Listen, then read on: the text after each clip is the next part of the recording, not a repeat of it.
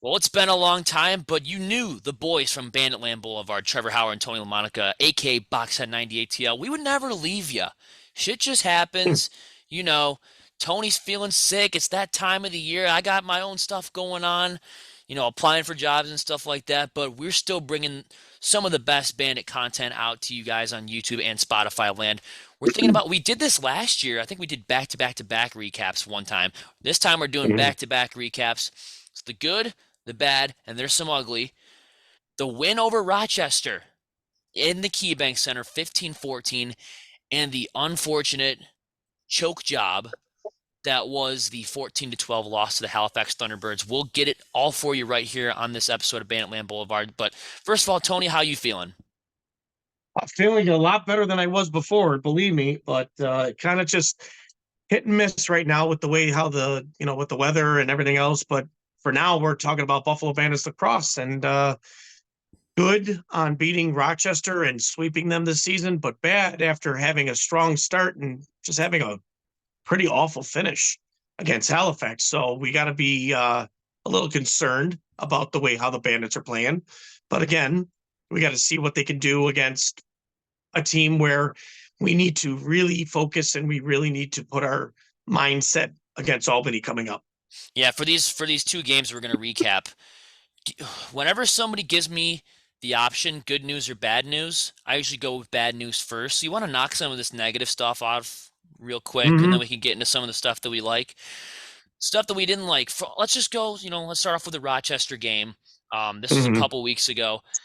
The ability to close out games, and this kind of bleeds into the second game too. At one point, we were up in that game 14-9 over the Rochester Nighthawks with just over 5 minutes to play in the fourth quarter. And I'm like, Yep. dude, this game is over, blah, blah, blah. And, well, not, kind of. There's a thought in the back of my mind, like, Rochester can come back and win this game because they got a high powered offense. All these years where they're picking in the top five of the draft, they're all starting to come into the league now, and Mm-hmm. starting to show that they're a very very talented offense, and their defense and goaltending can use some work. But then I go back to that Toronto game, and I'm like, you know what? This game ain't over until the clock literally hits triple zeros. The ability to close out games. If we're going to reference like MLB terminology, you got to find your closer. When you're up 14-9, make it 15-9, make it 16-9. Really blow the doors off of them, because I know that you guys could. And it's just it's in my personal opinion, I think it's a team thing. They think the game is over more than half of the time. It's also Mm-hmm. a face-off thing, and believe me, believe you me, people, we are going to get into the shit show that was the face-off circle in game two. But it's a combination of the team thinking it's over, you're not getting enough possessions there late in the game, giving them a spark. You can't give them a spark late in the game. And when you get Connor Fields wide open against a depleted defense that has a couple injuries, he's going to score, and they're going to come back and almost tie the game. It took a Chris Kluche goal to go up 15-13 that almost got waved off to Mm-hmm. seal the deal in that one. But man, some of these games, the friggin' Toronto game, the Colorado game in January, the Rochester game at home, I'm like, oh my God, guys, we have this huge lead. Can we close it out? And that's just something that we're struggling with right now. Yeah, it is kind of scary knowing that the fact that this whole trying to coast, you can't do that no more. Nope. This is a game of runs, like you've mentioned before, Trevor. And again, it's speed kills. And no matter what you do, you never want to give your opponent or, the other team a breath of fresh air to say, well, we got an opening. Here we go. We're going to take advantage of the situation and maybe have a comeback or two. But again, the Bandits have got to learn to play a full game. They can't play no 3 quarters. They can't play no 2 quarters. They got to play a full 4 quarter matchup. Otherwise, they're going to cost, their, being ahead of the game and being, thinking, oh, yeah, we got this locked. There is no games anymore like that. You got to think every minute counts. You've got to play through the entire duration of the game. Otherwise, you're going to just keep on losing. And thankfully, Yep. we beat Rochester, but unfortunately, due to the circumstances in game two, that didn't happen. I was going to say, remember how you won half your games last year? You were Hmm. down. You didn't have to worry about blowing leads late in the game. You were down for a lot of those games. You won a crap ton of those games in OT. A lot of those Yep. games were close, but the you never really had the chance to blow a huge lead in those games last year. And Right. I mean, a lot of the reasons why they were losing in those games was because of the injury report, and that was just it was a different time just a year ago. It was a different time. And now, Tony, we need to talk about the face-off circle. And I'm more Mhm. specifically talking about game two because in the first game against Rochester, Ian McKay was kind of standing his ground. He won a decent amount of face-offs, at least in the second quarter. The second half, I couldn't even remember if he won one. But then that bled into the second game, a game where the Buffalo Bandits had an 8-2 lead. We talk about closing out games. When Mhm. you have more possessions, you're going to drain more clock. You're going to score more goals. You're going to put them away. Yes. We, the Buffalo Bandits, zero goose egg. The first time I've ever seen that before as a fan of this team. Goose egg on the board. 0 for 32 in the faceoff circle. And if this isn't opening the eyes of general manager Steve Dietrich, what the hell is going on? 0 for 32. I think anything less than 20% is really, really bad. You don't even have to bust out the damn calculators for that one. 0 for 32, that's 0%, absolutely unacceptable. And a huge reason why they lost this game. And I know a lot of fans on Facebook or on Facebook and Bandits Mafia, they were saying, well, the face-offs didn't seem to, affect the Bandits in the first half. Well, when those face-offs start to add up and you start to lose those possessions, of course they're going to come back. The Halifax Thunderbirds are led by a great coach. They're going to have these things called halftime adjustments. When you give them more possessions, they're going to score. So going 0 for Mhm. 32 in the face-off and not tallying more than 5 in the second half of the Rochester game, it's pretty damn concerning, Tony. Yeah, I'd have to agree because going for the last two games, you've only won 10 of 65. That's a red flag to me. That's a red Oh, flag to the team, and that should be a red flag to everybody saying we need a face-off guy, and we need him now. We can't wait.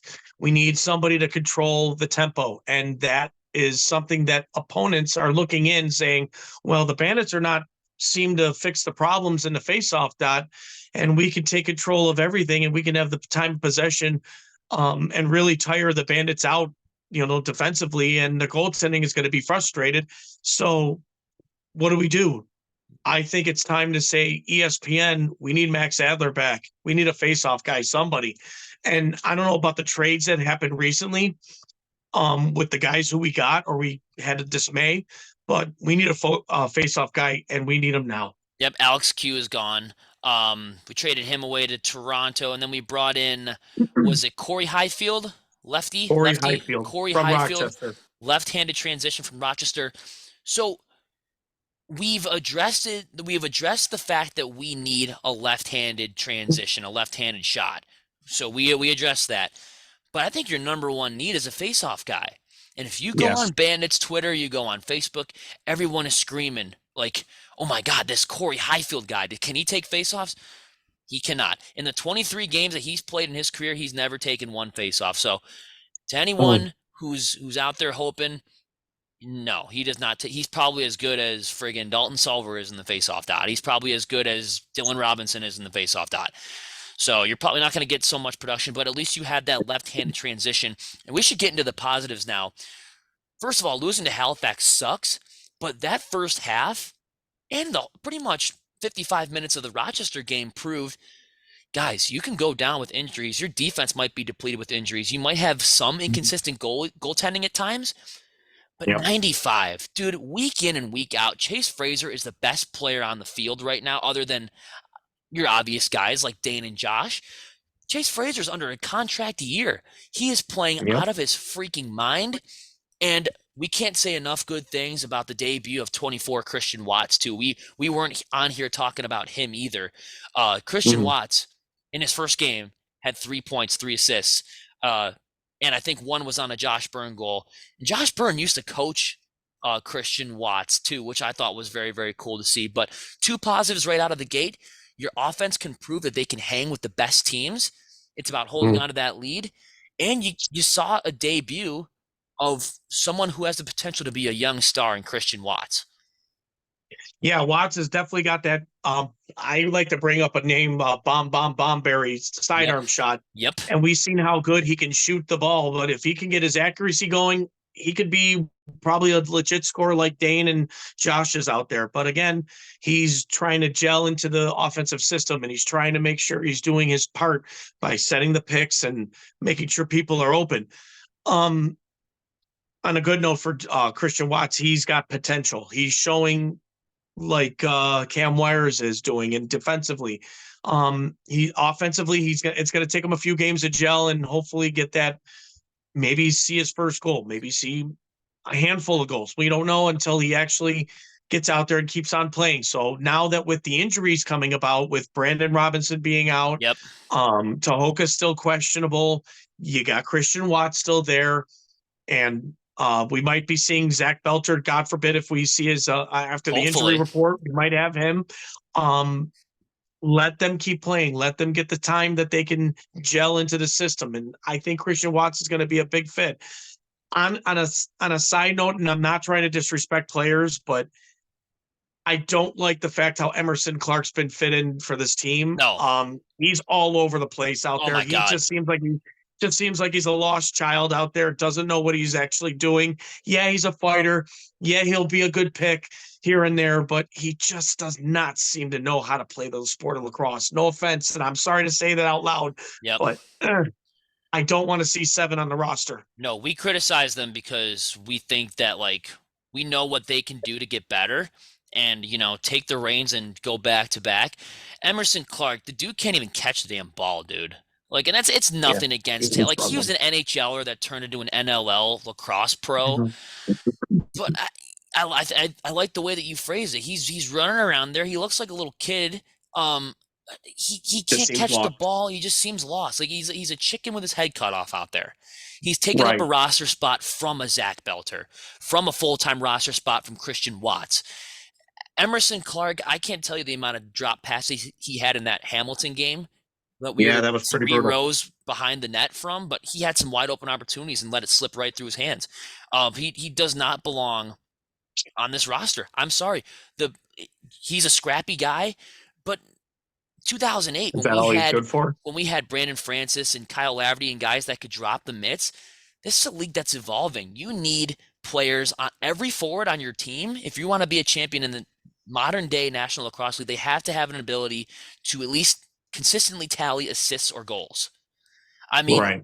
there's a reason why we don't have Brandon Francis type on this team anymore. We don't have. I mean, Kyle Schmelze used to drop the gloves from here and there. Corey Bonbury, while he did score a lot, he used to drop the gloves too. Mhm. Normally, you find your finesse guys, your speed guys, and your guys that can, you have your Brandon Robinsons that can hit, but Emerson Clark, I mean, his height's a disadvantage and something that he really can't control. He can't catch. It's just it's something that's a problem. But I do like some of the young guns that we have on our taxi squad, like Belter. Hopefully he gets a shot pretty soon. And Yep. Christian Watts, can't say enough good things about him so far. In his first game with the Bandits, 3 points. He has the total amount of points that Emerson Clark has in like 5. So shows you who the better prospect is there. Emerson Clark, we thought he was going to be like your left-handed shot. You're kind of your grindy guy. He's just not the guy. He's just not the guy. And if we're going to look at the Rochester game and we're going to stick with the positives, can we talk about the secondary scoring? I know it seems like forever ago, but Fraser, Kluge, Dan Smith on a consistent scoring basis, Kyle Buchanan, Dalton Solver on a breakaway, Nick Weiss on a B-way scoring. Uh, Outside of that fourth quarter, I think the Bandits played a solid 45 minutes with those secondary guys. And once those guys start clicking, number one, you need to win more faceoffs to get those guys the ball more often. But when they start Mhm. clicking, it's tough to stop that offense.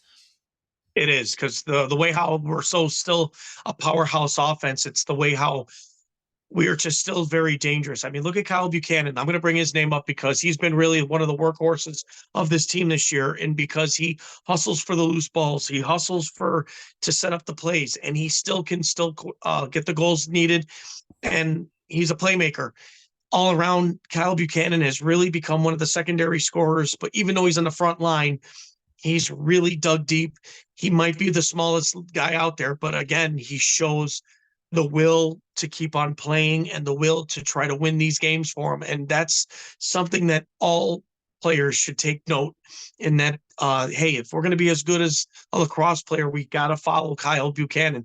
He just doesn't quit. He doesn't give up. He just keeps moving forward and he presses on to help his offense create plays and to score goals. And that right there, I think by far is probably he doesn't have a target on his back, but there should be one because again, he is one of those go-to guys that you need on your team.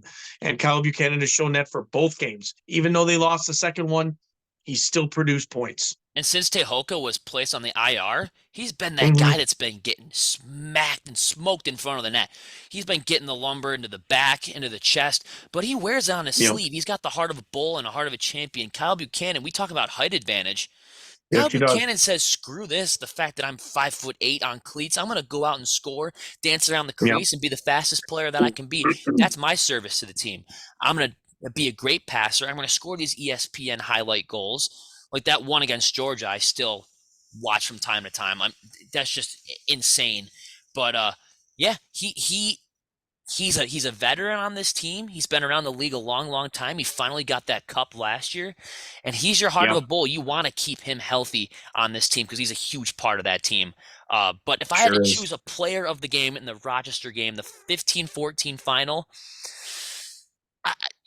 Tony, you can take your bet. Who do you want to take in this game? I mean, Kyle Buchanan scored 3. Josh Byrne had 4 assists. Mm-hmm. Josh Byrne had 16 freaking shots on goal. Matt Vince, despite giving up 14 goals, had 50 saves. I Yep. mean, if I had to choose my player of the game, I mean, I want to say this underrated one who found his goal scoring ability in this game. I'll go with 92. We've been begging on this show for Dane Smith to come back. He Yep. hammered 2. I think he got 5 points on the night, if I'm not mistaken. Just get my stats here real quick. He had Sure. 6 points, 2 goals, 4 assists on the night. He's a point Yep. getter, and he's finally starting to get that goal scoring back. And it started in that Yep. Rochester game, so I'm going to give 92 player of the game. That's I would say sure that would be a wise choice to take because Dane Smith's starting to finally get his goal style back and to even if it's like I said, if it's 2 or 3 goals per game that he gets, you're bound to win games. But an unfortunate circumstances to the Halifax one, even though he had 9 total points, he had 2 goals, 7 assists against Halifax. Yep. They just couldn't seem to find a way to like keep that pressure up and and to have that offense keep clicking. But again, you just cannot sit on any team. I don't care if it's the worst team to the very best team. You cannot sit on anyone. But Dane Smith is a good choice, and I think he has grown and he has gotten to the point where he's found his goal rhythm again. So that's a good choice. But for me, for the Rochester game, I'm going with Chase. Yeah. Chase Fraser has definitely been one of those under the radar last contract year. Like I said, he needs to. Honestly, I think 2-3 years sounds great. He's playing to for a keep deal, him. man. He's playing for a He deal, is and playing for a deal, he wants to go back to back too. or I hate to say this, he's kind of like one of those hockey players that play very well and then they end up getting traded. I don't want to see that happen to Chase. No Chase way. belongs here in Buffalo. No, especially after the departure of number 10. Dude, Yes. we can't afford to lose another tough guy. I miss Brad McCauley already. Oh my God, me too. Me too. I think I do. Do you think Dietrich is looking down and saying, "My God, Emerson Clark is the next man up from Brad McCauley. Like, what the hell did I do?" Or is he like, "You know what? I'm going to cook something up here at the deadline and everyone's going to forget about this whole thing." Well, I mean, let's think of it this way. We had all these picks and we have these other players that I don't know if we're going to keep or we're going to trade or what we're going to do. We got enough goaltenders, God forbid. Oh yeah, dude. We might see a goaltender trade for maybe more prospects or I don't know, but I think honestly, we still need one more good firepower forward and possibly a stellar defenseman. Other than that, I wouldn't change anything else, but that would pretty much be it. Yeah, I agree. I agree. But you that would can't be it. afford to trade 95. He needs to be extended. No, Absolutely needs to be extended. you got to extend him because he's proven to stay here, and I would not want him to go anywhere else. Yep. Now, if we go to that Halifax game, the only positive that I can really figure out was the first half, or the first, I want to say That was it. 20, 21 minutes of the game when they were That's up it. 8-2 because it was 8-5 at half. And then Yes. they pulled their freaking goalie, Warren Hill, who's really improved his game since last year. Mm-hmm. Dude, he's been shutting that 5-hole down. Like, we know that was his weakness last year. He was stopping everything at the pads. Everything was going over the shoulder for him, which was very Yep. uncharacteristic. They pull him to send a message. They put the backup in and score 4 the rest of the game. What? That's it. We said Hutchinson played out of his mind. we're gonna talk about positives. That's your positive. Hutchinson, we found out, is a good goalie all of a sudden. Okay, cool. And another positive, we lost in those garbage looking uniforms. Like, what the hell? Let's just say they're You didn't not like really. the Loki jerseys? Well, I liked ours better than freaking Halifax. It's like Halifax, there's just too much going on there with those Well, jerseys. maybe, but still, I think honestly, I think both jerseys look pretty sick. It But was ours Marvel look pretty night. sweet. I liked ours. I wish I could get my Loki jersey like that. That would be sick. For those that didn't see it, it was Marvel night up in Halifax. So That was they cool. were rocking the what was there was just so much going on in that uniform. What were they wearing? We were wearing Loki. It was Thor. It was Thor. They were Thor. We were Loki. They had like red on the front, blue shoulder pads, and other colors on the back. It was just so much. The silver padding, kind of like Yep. how he looked in the first movie. Yep. And the Bandits, the back of the jersey, that looked clean. I thought that the Bandits logo on the shoulder, I thought that was just kind of weird. I thought that's just my opinion. But you know what? There's going to be another Marvel game because we got inside information from Mr. Scott Loeffler. The game on the 8th against Saskatchewan, on March 8th against the Rush, is going to be Guardians of the Galaxy night in Banditland. So nice. We should see what those jerseys are going to look like. We're going to have St. Patrick's Day against Toronto, and we're going to have Native American night against Albany. So we got 3 new jerseys floating on the radar coming to the KeyBank Center. So there's that. Yep. Hopefully the Guardians of the Galaxy jerseys are going to look a little bit better. We've already seen the Albany game jerseys. Those look fresh as hell. We love those ones. Kudos to the creators of that jersey. And it was Frankie Brown and his sister, I believe, that created those jerseys. So that's very, very cool. And I love that they brought back the actual bandit too, the bandit to that logo, because we just have the words and the letters now. I love that we brought back the bandit for that logo. But the Halifax game, positives, 21 minutes of the game, we looked like the best team in the National Lacrosse League. But with every positive comes a negative. What the hell was that second half performance? Shooting everything beyond the restraining line. We weren't taking bounce shots anymore. We looked lost. Yeah. That's the only way to put it. And like we say on the show all the time, it's a game of runs. But 8-2, you had them on the ropes. Mm-hmm. We were just missing that TKO punch. We let them hang around. They came back and punched us in the mouth. Yes, they did. And you know who did it? Ryan and freaking Benesh. And I knew that was going to happen too. Bandits. I was telling my family, to myself, don't let him have the ball. Oh my God! I was telling sure my enough, family. He did. I said it's always former Bandits that score on us. I said Brian Benesh is going to score 6. He scored 5. So sorry, I almost got it right, but he scored 5 instead of 6. I mean, last year in Toronto, or not even Toronto, Hamilton, we let Corey Small go for a career night. I think it was his first career sock trick he scored against us in that whatever that game was in April last year. It's always former Bandits. That, yeah. And I know our defense, some guys are going down. Sweeting's been out the whole season. He's probably not going to come back this year. Adam Bomberry is probably not going to come back this year unless told otherwise. Frank Brown, I don't know where this dude's at, if he's still on this earth, if he's fallen off the face of the planet. I'm not sure where he is.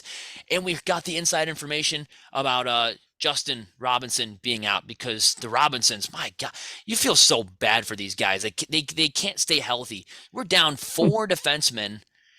We just didn't have any answers for the guy on the short side like Ryan Benesh. Like he was, I think we did a good job holding or containing Cody Jamieson, but Benesh he always finds his way with us. Yes, he does. I mean, Ryan Benesh, again, at the times when he was playing in Buffalo, he was just so good at what he was doing, just finding the short side, over the shoulder, or even by the foot of a goaltender. He would find a way to score past it. And then again, he's proven it again against us, against Vince, and Always, against dude. our defense. And he just seems to know, like everyone, like here's a good logical way of saying things. The net will never move. You know where to shoot the ball. You know where the goalie's going to be positioned. He knows when the certain movements of a goaltender leaves a little bit of an opening that's where you're going to have to hit it every time. Every time. He doesn't even have the sense of have to look. He just knows where to throw the ball. And lo and behold, he scored 5. Yeah, I got to be honest with you. When I saw that he's like, I'm going to run it back at least one more year with the same team, I was like, on his Instagram when he posted it, I was like, oh my God. Like, I would love to bring back with Ryan Buffalo, Benesh. Please. That would be great to have him back. I'll trade a couple guys that are possible futures to have him back. I mean, you got to trade some of your future guys, right? You got to make a splash. It's a risky job when you're the GM, but sometimes you got to take those shots. And if you want to go back to back, dude, I thought Benny was like, oh my God, I want to run it back one more year. I should go back to Buffalo and see what we can do here. So he's still looking for his first ring, I believe. Correct me if I'm wrong. I think he's still looking for his first ring. But whenever he's not on our team, he's that thorn that's driven in our side. And it's not even that. He's capitalizing on the power play too because we're so friggin' undisciplined. What is going on? We always say on this show, stay out of the damn box, stop taking penalties, whatever. What did we do last freaking Friday, dude? We were taking, it was bad. It was like the Roman Coliseum.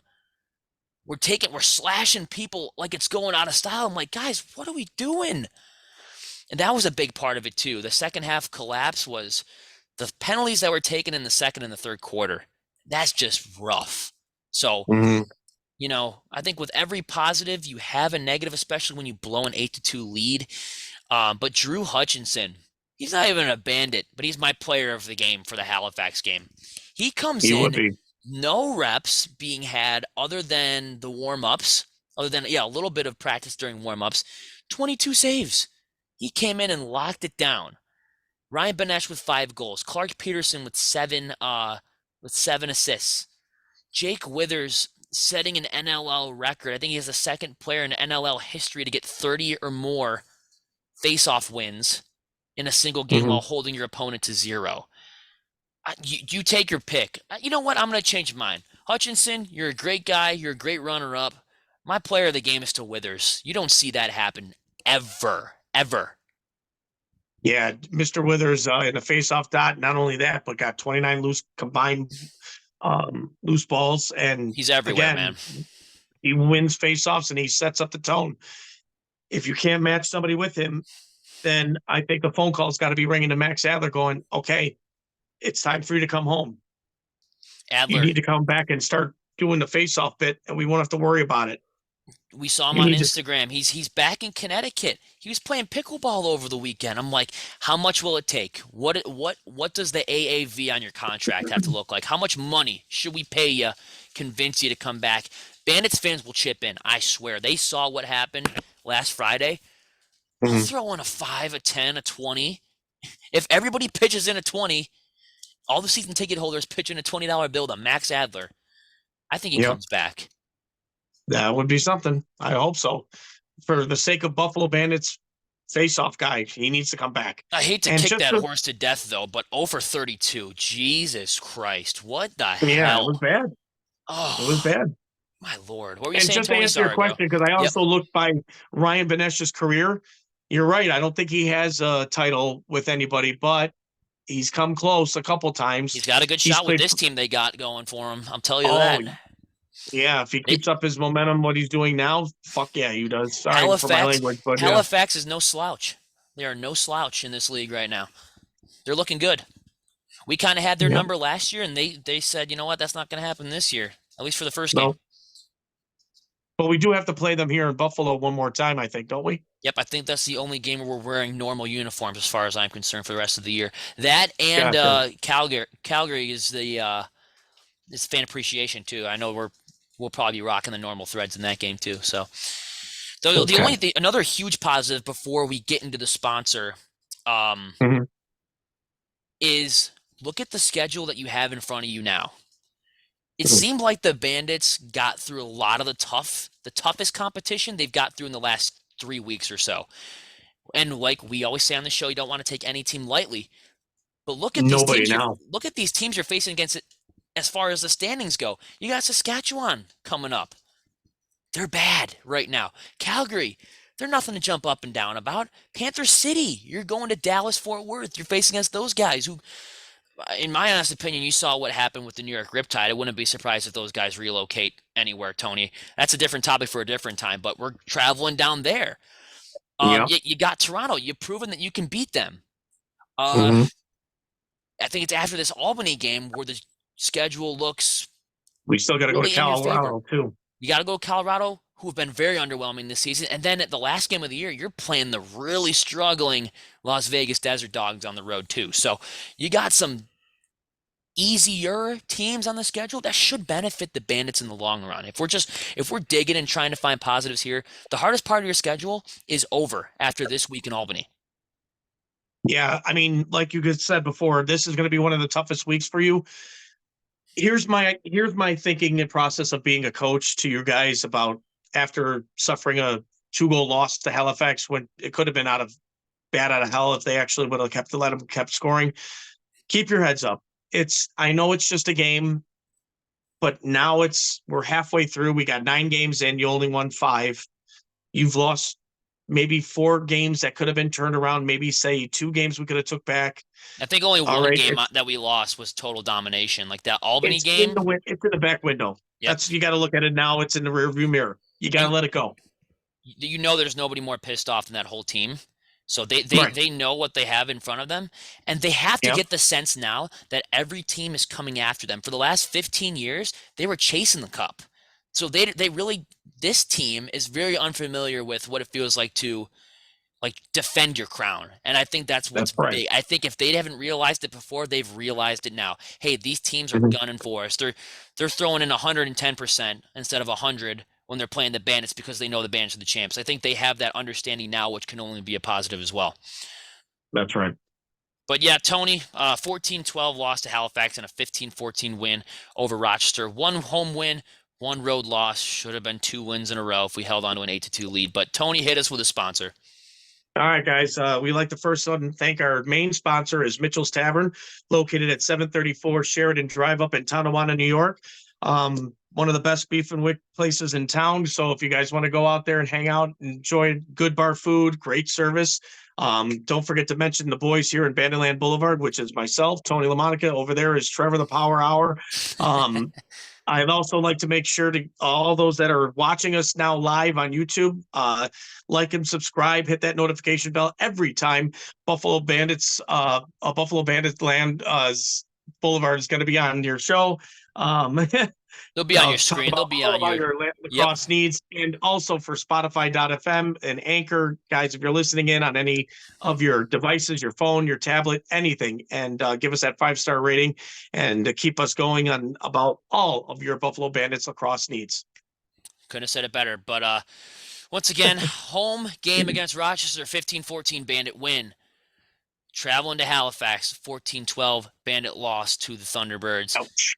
That's all we got. 1-1 since we've been gone, but we're back. We're better than ever. We'll hit you with the preview on the next episode. I think we got 3 words to tell the folks out there. Despite not winning a single face-off, we still got these same 3 words for you at the end of this episode. What are they, Tony? That's right.